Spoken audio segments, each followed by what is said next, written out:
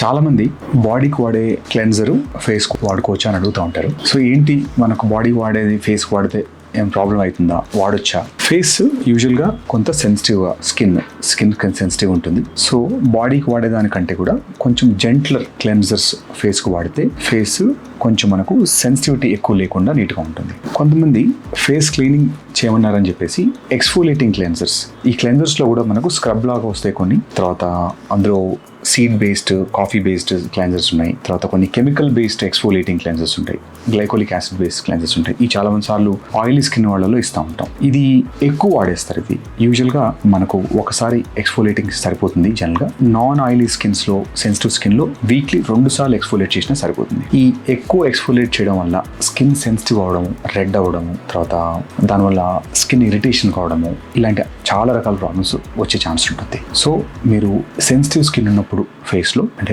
Normal skin, oil కాకుండా normal skin ఉన్నప్పుడు మీరు జనరల్ హైడ్రేటింగ్ క్లెన్సర్స్, అంటే క్లెన్సర్స్ కూడా జెంటిల్ క్లెన్సర్స్ ఉంటాయి, ఎక్స్ఫోలియేటింగ్ క్లెన్సర్స్ ఉంటాయి. ఎక్స్ఫోలియేటింగ్ కాకుండా నార్మల్ క్లెన్సర్స్, జెంటిల్ క్లెన్సర్స్ వాడితే యూజువల్గా వీటిలో గ్లిజరిన్, నియాసినమైడ్, ఇవి కొంచెం హైడ్రేట్ చేసే ఇంగ్రీడియంట్స్ ఉంటాయి వీటిలో. ఇవి కనుక వాడినప్పుడు 2 సార్లు వాడినప్పుడు మనకు స్కిన్ డ్రై అవ్వదు. సో దాంతో మీరు ఎక్స్ఫోలియేటింగ్ క్లెన్సర్స్తో వచ్చే చాలా రకాల ప్రాబ్లమ్స్ని మనం ఈ జెంటిల్ క్లెన్సర్స్తో వాడటం వల్ల మనం స్టాప్ చేసేయచ్చు. సో మీకు ఇలాంటి స్కిన్ సంబంధించిన ఎలాంటి సమస్యలు ఉన్నా మీరు ఒకసారి మీ నియరెస్ట్ డెర్మటాలజిస్ట్ కానీ లేదంటే రెడీఫ్ అండ్ కస్టమర్ కేర్ కానీ కన్సల్ట్ చేస్తే మీ స్కిన్ టైప్ని బట్టి మీరు ఎటువంటిది వాడితే బెటర్ అనేది ఒకసారి ఫస్ట్ టైం ఒకసారి కన్సల్ట్ చేసి వాడుకుంటే మీకు వీటితో మీరు ఆన్లైన్లో ఆర్ జనరల్గా ఇన్స్టాగ్రామ్స్లో వచ్చే టిప్స్తో చూసి వచ్చే చాలా రకాల కాంప్లికేషన్స్ని మనం ప్రివెంట్ చేసుకోగలుగుతాం.